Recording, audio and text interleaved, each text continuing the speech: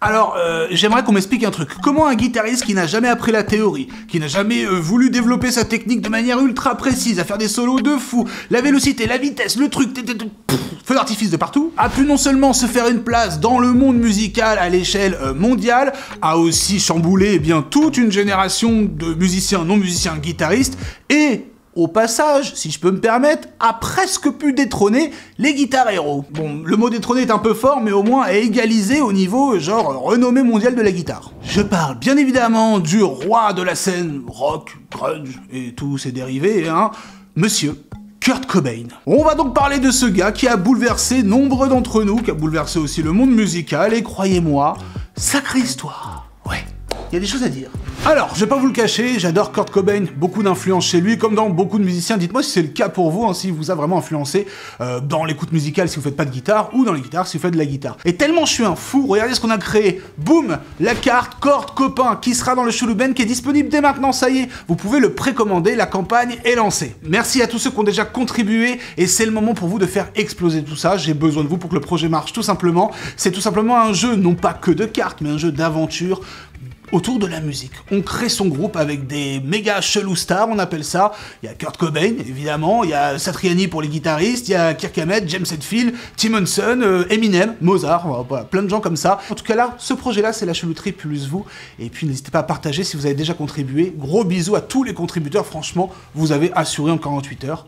Ça pète. Donc ce qu'il faut savoir, c'est que dans les contreparties, vous pouvez déjà avoir des méga bundles de malades et gagner une guitare faite par un luthier custom. Je vous laisse aller voir sur le Ulule et la campagne. Et en plus de ça, il y a même une contrepartie ouf, alors elle est limitée par contre, où vous pouvez avoir votre propre carte dans le jeu. On va vous dessiner. Oui, on va vous dessiner, t'as bien compris, t'auras ta carte où tu joueras avec toi-même et créer ton groupe à côté de tes idoles. Parce que voilà, on vous aime, voilà, et c'est la vie. Bref, assez parlé. Si on analyse le jeu de Kurt Cobain, eh bien, il y a plusieurs choses qui me viennent là en tête. Mais il y a une chose, la première, c'est l'IA. Ouais. Alors attention, pas l'intelligence artificielle, mais plutôt son intensité et son attitude, qui sont complètement redoutables. Là où d'autres guitaristes essayent de montrer leur technicité, leur vitesse, leur vélocité, eh bien, lui, Kurt Cobain, il ne joue pas du tout pour montrer. Il joue juste pour ressentir et surtout délivrer un petit peu son énergie. C'est comme si qu'en fait, eh bien, toute son attitude, son intensité se déversait sur la tête de cette belle guitoune. Prenons l'exemple de Smell Like Teen Spirit, qui a chamboulé de nombreuses personnes et beaucoup de jeunes moldus guitaristes pour pouvoir s'entraîner sur sa guitare à reproduire ce riff. Quand j'ai commencé à l'apprendre en tant que jeune insolent de la guitare, eh bien, je le jouais juste en reproduisant ce que je voyais sur la tablature ou en essayant de mimer ce qu'il faisait. Quelque chose comme ça.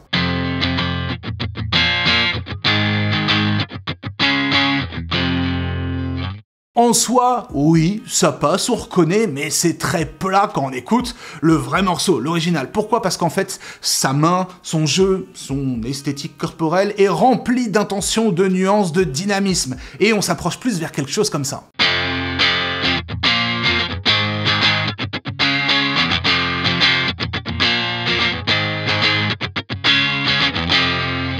Tout de suite, c'est un tout petit peu plus de classe, je trouve, parce que ouais, si on essaie de reproduire un petit peu comme il le joue, et d'ailleurs, en live, il le joue de plein de manières différentes, suivant l'énergie qu'il a sur le moment, etc., et bien franchement, on a un truc qui est beaucoup plus catchy, qui ressemble vraiment au jeu de Kurt Cobain, donc c'est vraiment ça, son énergie, sa puissance de jeu, t'as compris quoi. Oui. Autre exemple avec le morceau Heart Shaped Box qui pour le coup est encore une fois très mythique, où là en fait c'est encore pire, il profite même de l'anatomie du son de la guitare pour faire exploser les choses. Vraiment on sent de la nuance, de la progression, encore une fois dans l'énergie. Voilà, des phases toutes douces, et peu à peu, pour faire monter la pression,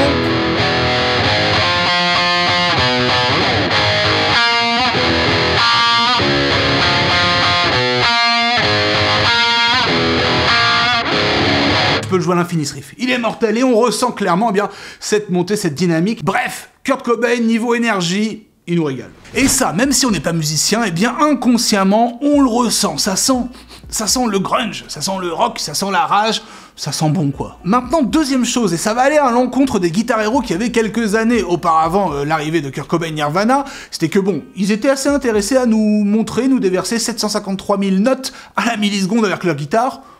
soit au passage, c'était fort agréable pour certains, mais Kurt Cobain c'est complètement l'inverse, c'est le roi de la simplicité, de l'efficacité, de la mélodie aussi, des riffs cool, très simples à jouer et à mettre en place, pour que boum, nos petites esgourdes soient contentes d'écouter du Nirvana.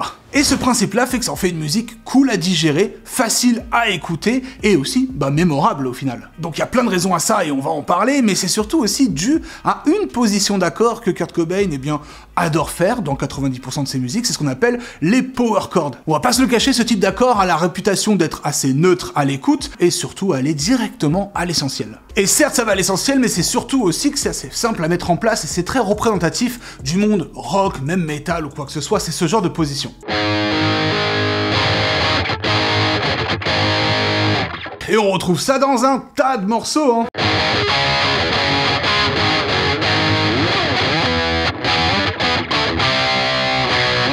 Alors je vais pas dire que c'est Kurt Cobain qui a mis ça à l'ordre du jour et que tout le monde a fait comme lui, pas du tout, c'est que c'est bien avant, mais c'est sûr qu'il a mis un peu sa pierre à l'édifice en créant des riffs uniquement à des power chords qui rentrent en tête, qui sont même parfois mélodiques, alors qu'on pourrait penser le contraire.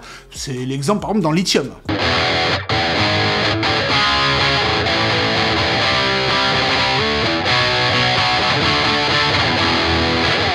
Ou encore le morceau trop cool Rap Me qui utilise exactement les mêmes codes des power chords.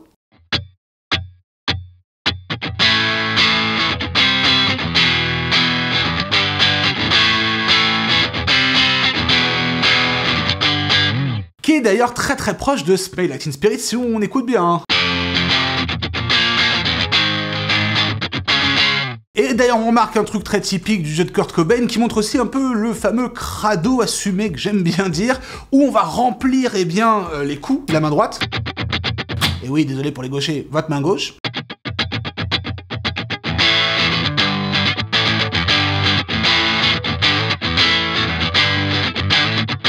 Je fais un peu n'importe quoi, mais ça se rapproche pas mal du jeu de Kurt Cobain, jouer à la manière 2, et essayer de trouver une suite d'accords qui marche bien pour vous, et let's go, hein.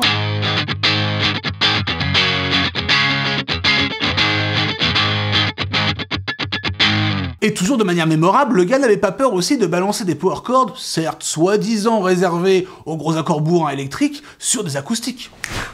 Voilà. Comme par exemple avec le morceau Polly.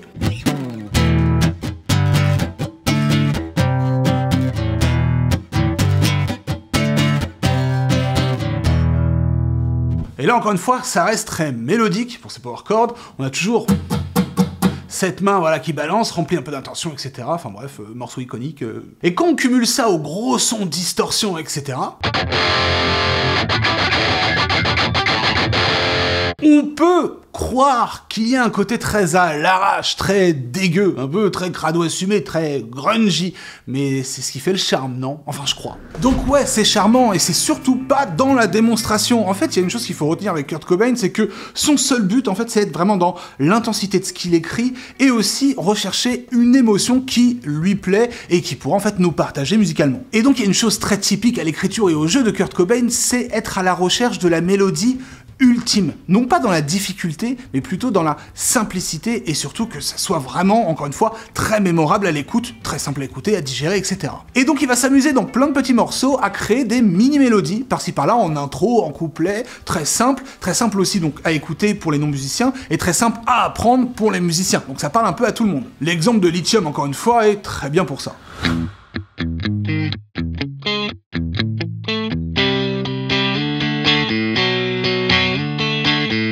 Limite drôle comme riff, je me demande si Sum 41 ne sont pas vachement inspirés de ce délire-là. Et évidemment, hein, l'un des plus iconiques des premiers apprentissages de guitare, comme As You Are par exemple.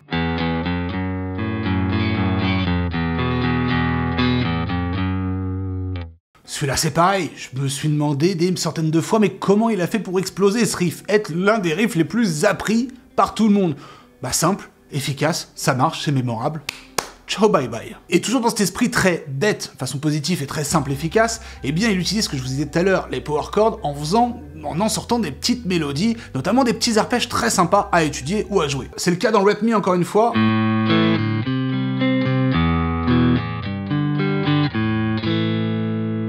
Encore et toujours une fois dans Air Check Box.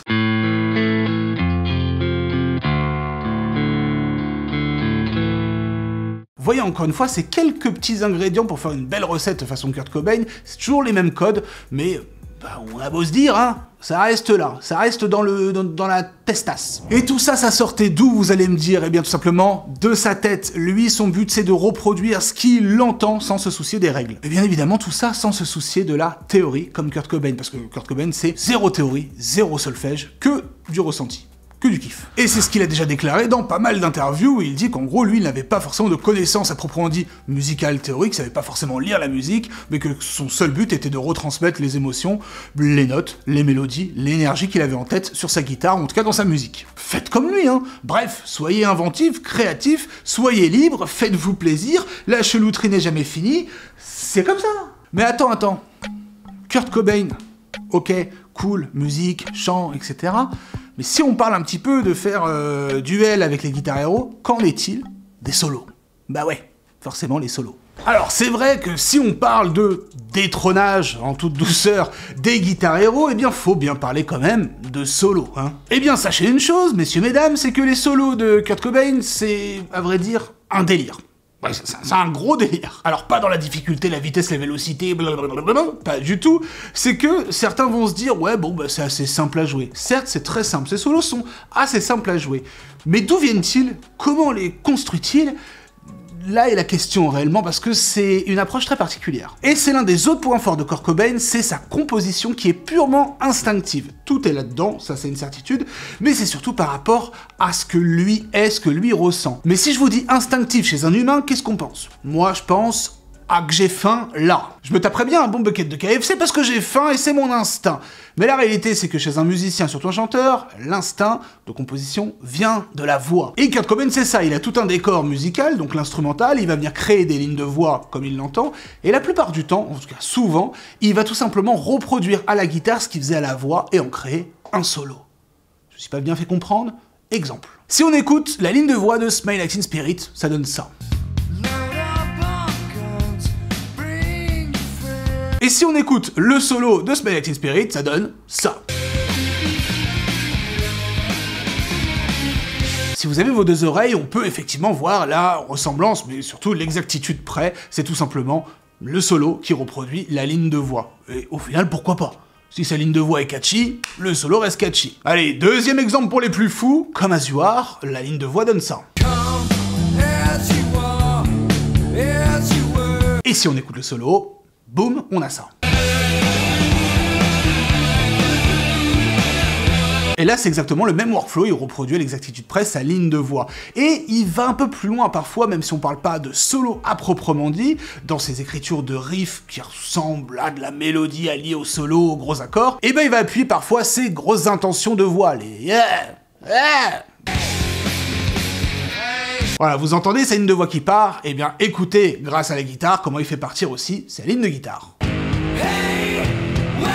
Donc moi, ce que j'ai remarqué en analysant un petit peu, c'est que vraiment Kurt Cobain fait corps avec son instrument, comme il fait corps avec sa voix. C'est-à-dire que pour lui, en gros, il n'y a pas forcément une partie de guitare attitrée, enfin, de temps en temps si, évidemment, et une partie de voix séparée. Il va vraiment cumuler les deux, chanter par-dessus eh bien ses intentions de voix, amener les intentions, les effets de la guitare pour la fitter avec sa voix, et du coup, bah, c'est une approche de chanteur, pourquoi pas, mais surtout de Kurt Cobain à proprement dit. J'ai pas trop vu ça ailleurs. Si vous avez des références à me donner, on en parle en commentaire. Bref, j'en ai fini de vous saouler avec un de mes idoles. Comme je vous l'ai dit en début de vidéo, le Chelou Ben est en précommande dès maintenant. Le Chelou Ben, c'est tout simplement eh bien, un jeu de plateau avec des quiz, des défis, des events pour les musiciens et les non-musiciens, j'insiste bien là-dessus. C'est vraiment ouvert à tout le monde de 14 à 1000 ans, et puis de 2 à 6 joueurs pour égayer vos soirées. Vous pouvez avoir votre propre carte dans le jeu, vous pouvez gagner une guitare, il y a des bundles avec des cartes spéciales, notamment Kurt Cobain, hein, qui fera partie de l'aventure, et plein d'autres idoles.